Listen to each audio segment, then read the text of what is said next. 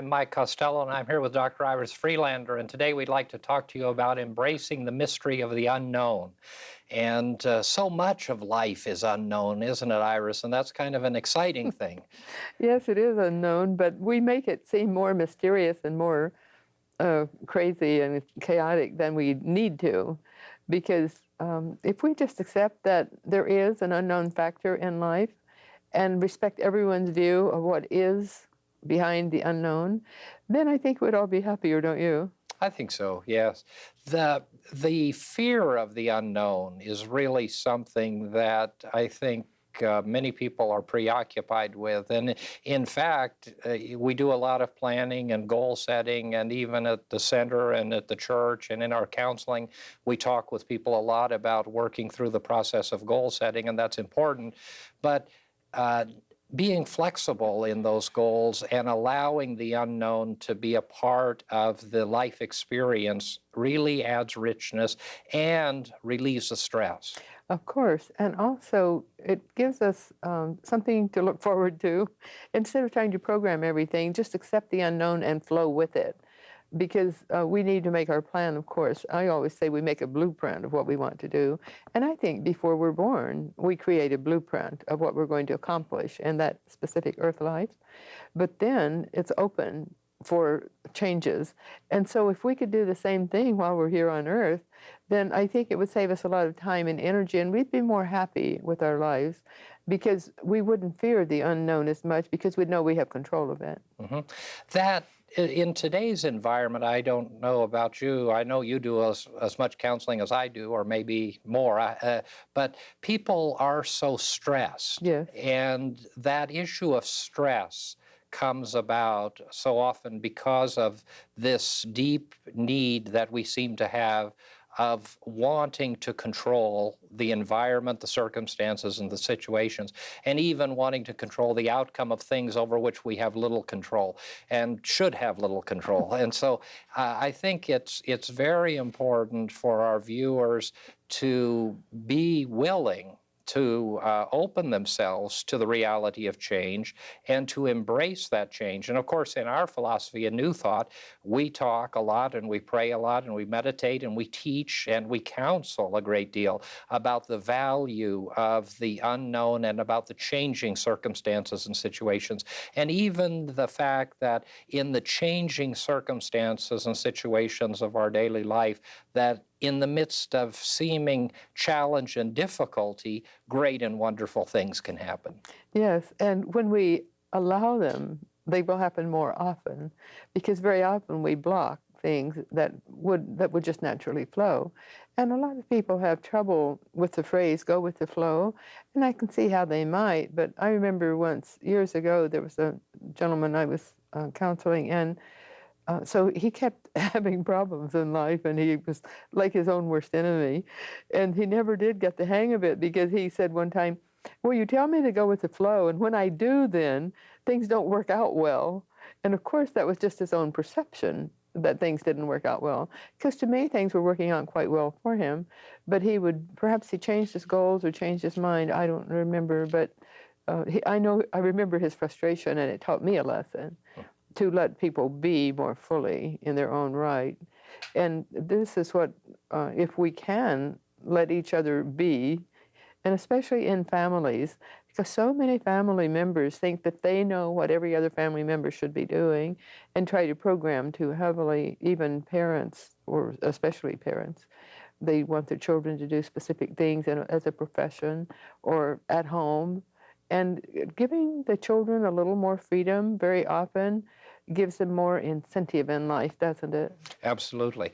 And being willing to allow children to be expressive and allow those around us to be expressive and creative is really giving them the empowerment that they need and the tools that they need to be able to deal with a very changing and fluid environment. And when you talk about going with the flow, as you were just talking so well about that concept, it brings to mind the idea of something that is fluid, and our lives should be fluid and they should be flowing.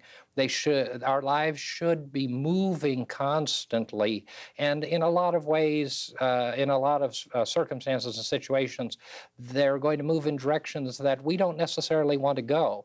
And I think that does create some stress and some problems.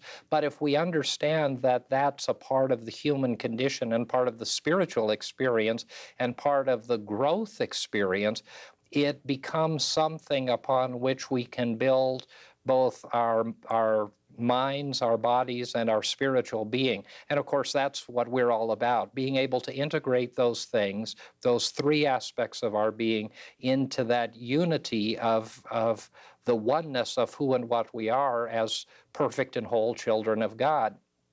And I think we really need to constantly be reminding ourselves of the importance of that flow and the willingness to go with the flow. The other thing that I think, as we move through the program, that I want to talk about is to be sure that we touch on the fact that it doesn't matter what kind of person we are. It doesn't matter what kind of faith we have. It doesn't matter what kind of preparations we have made. It doesn't matter how positively we think. Circumstances and situations are going to come into our lives that are going to create challenges.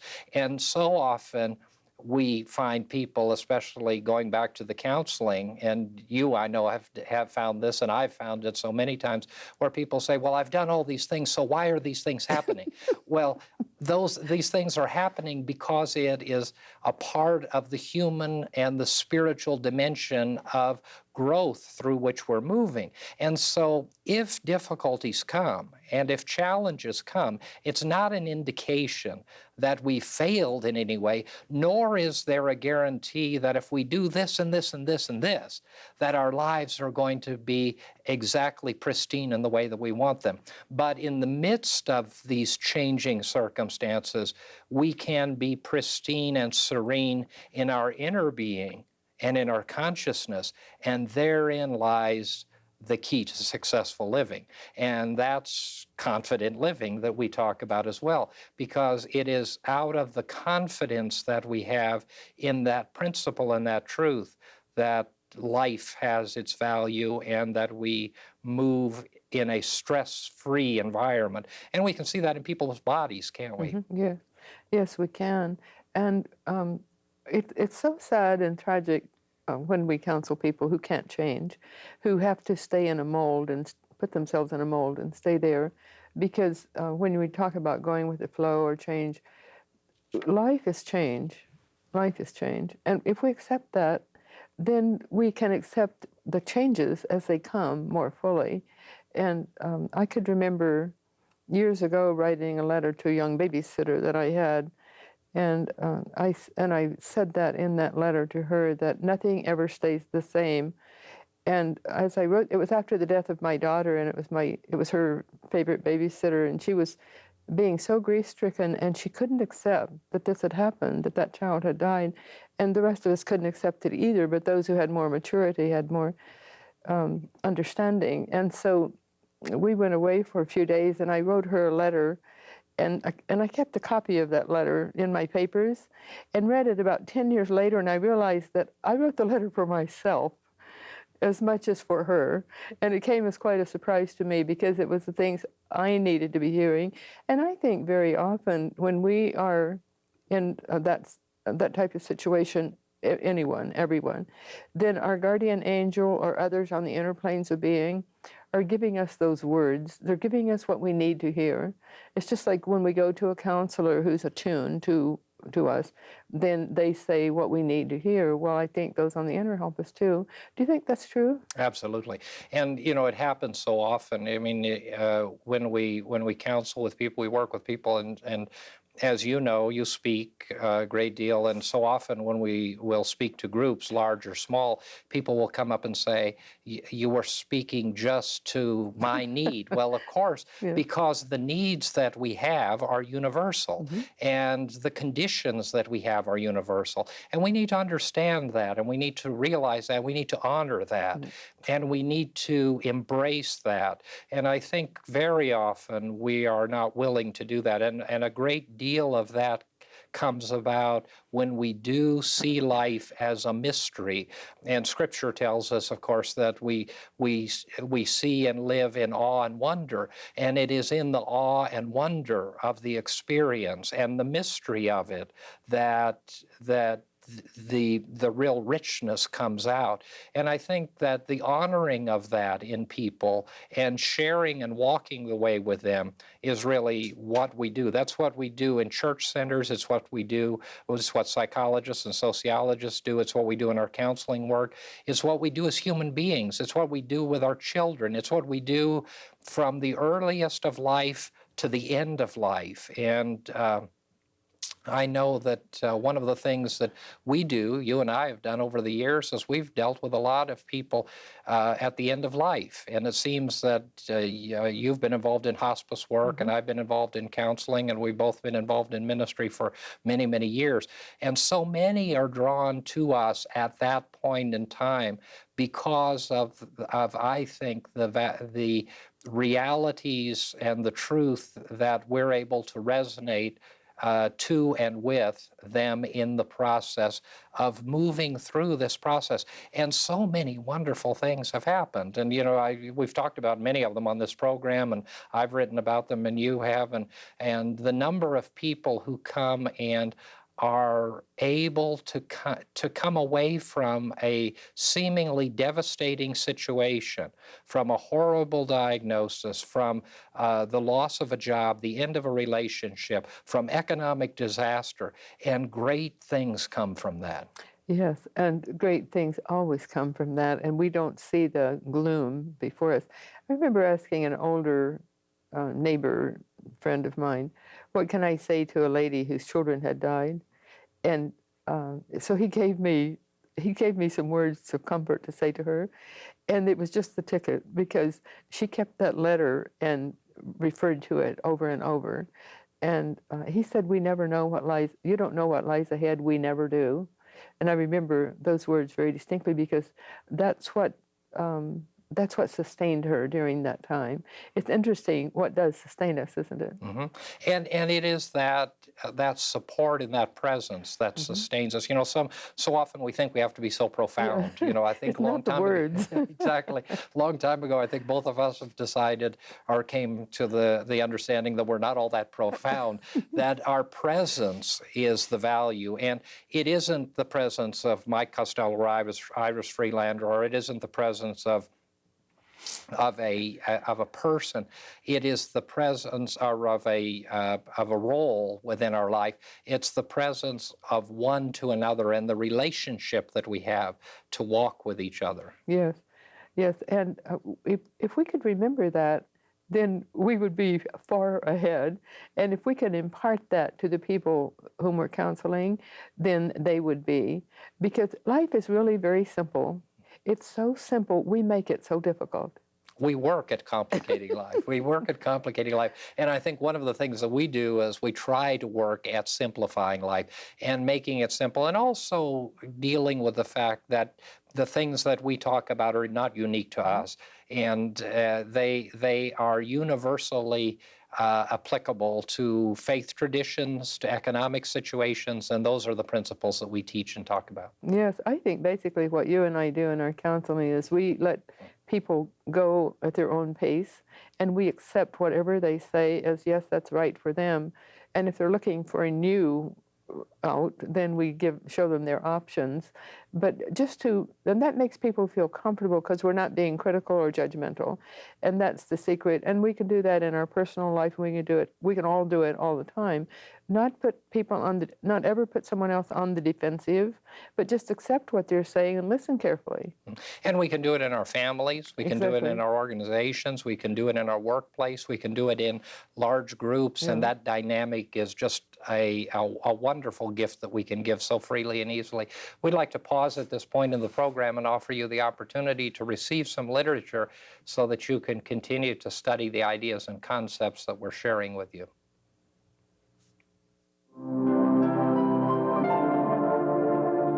We would like to offer you the opportunity to receive one of these free booklets to further your understanding of the New Thought message of confident living. Each month we will feature a different booklet, which will be mailed to you free and postage paid. Simply address your request to Confident Living at P.O. Box 7726, Long Beach, California, 90807.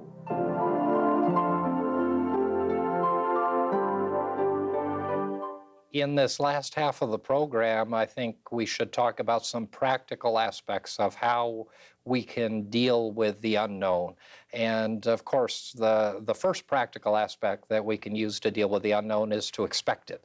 Expect that things are going to come into our lives that are not known to us.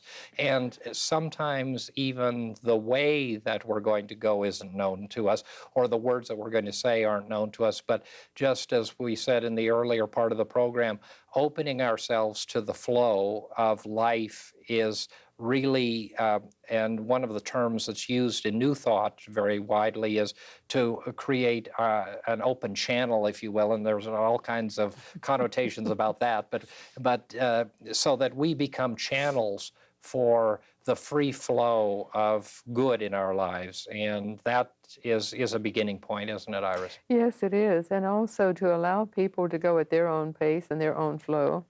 Because very often we go through life on a perception. So our perception is one thing and the other person's perception is another. And then they're at loggerheads because it doesn't match up. So if we can just let people go, and life is more exciting when we do allow that. I was really laughing with my little grandson yesterday, whom I babysat. He's 3 years old, and he was telling me that his daddy's name and his mommy's name. And he says, my daddy's name, and he said their names very clearly. And he says, and my grandma is Iris. And he was explaining that to me, and I thought, how precious. He's just now learning that, and he thinks I don't know it because he's just now learning it. And that was a big revelation for me because I know that that's true. And it's what you were just saying just now, that we let people go at their own pace. But he was going at his own pace.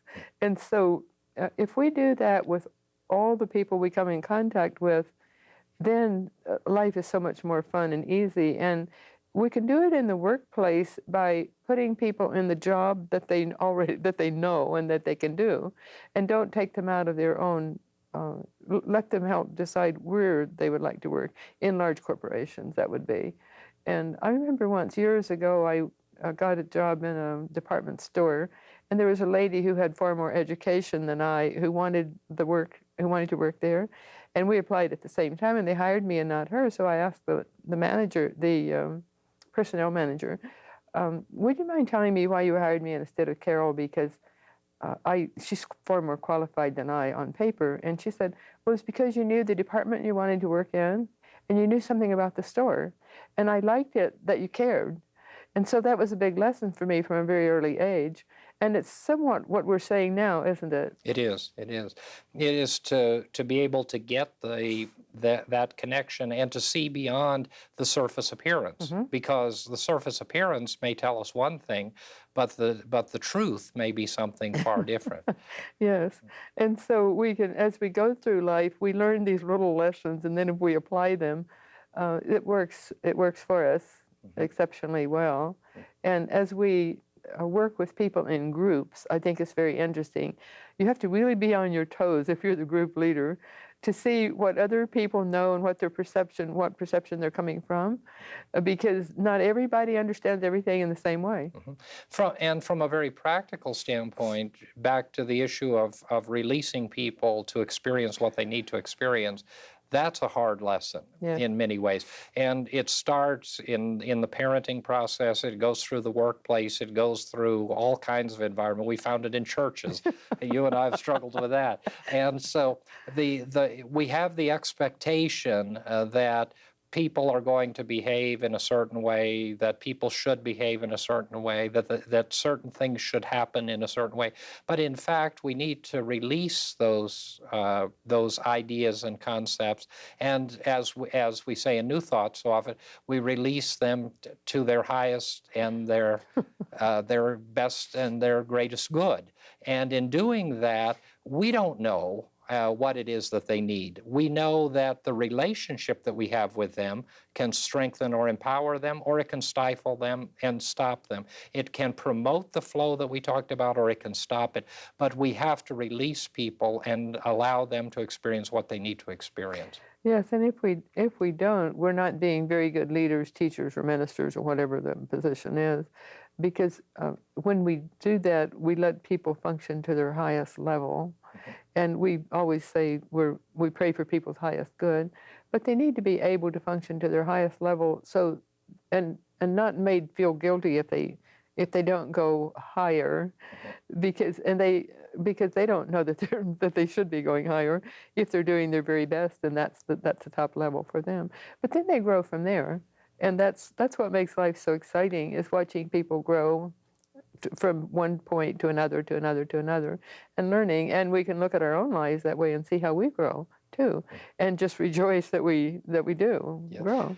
In the last few minutes, I want to touch on the fact that just because something appears to be a certain way doesn't mean we have to repeat it. And I think we don't want to get away without touching on that, on the importance of that from a psychological standpoint, and from a human dynamic standpoint, and from a spiritual standpoint. That's tremendously important, isn't it? Yes, it is. Yes, it is.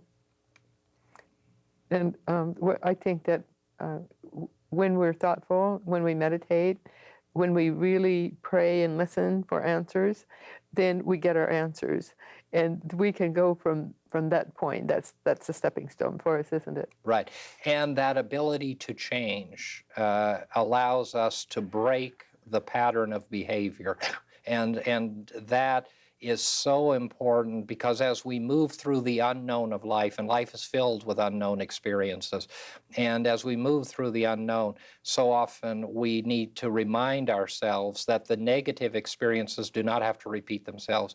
Although there are some people, and we know them well, who, no matter how much counseling and how much exposure they have, and how much support they have in their walk, that they're going to re-experience it. And so often we do re-experience these things but we can break it, can't we? We can break that mold and that pattern. We can always break it, but that's why people go for counseling, because they're trying to do just that. And sometimes we're not clear to people on what we really expect.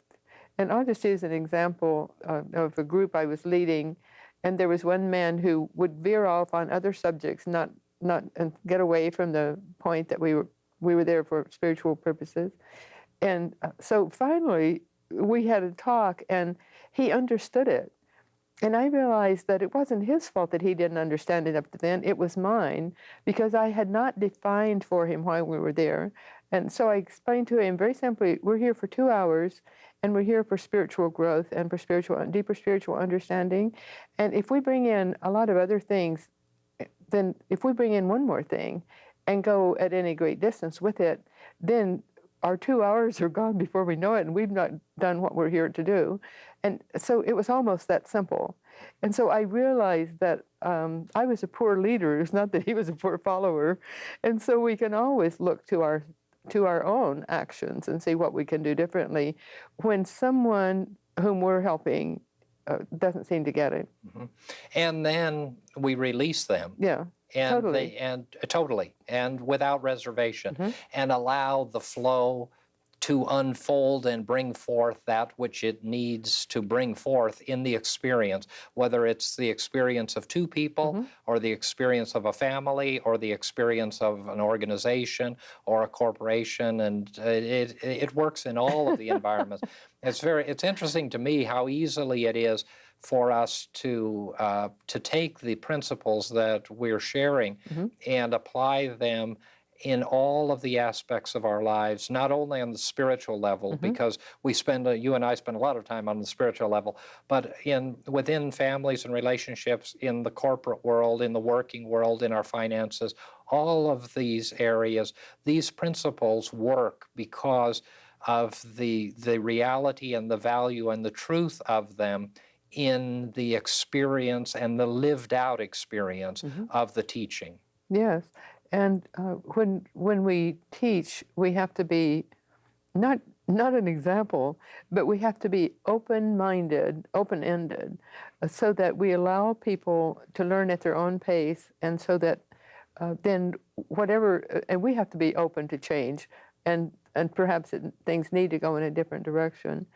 But life is truly a wonderful adventure, and I think that we're all so fortunate to be on Earth at this time because there's such great change in the world.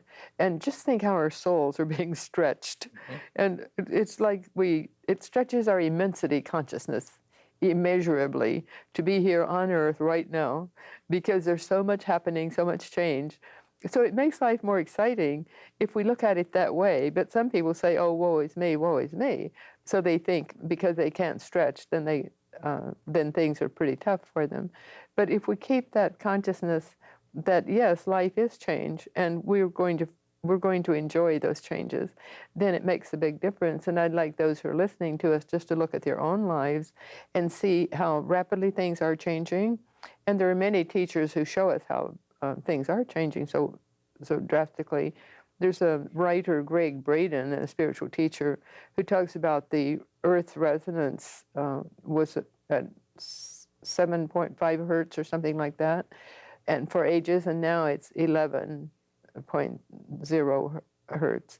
And so we know scientifically that there's change in the atmosphere, there's change all around us.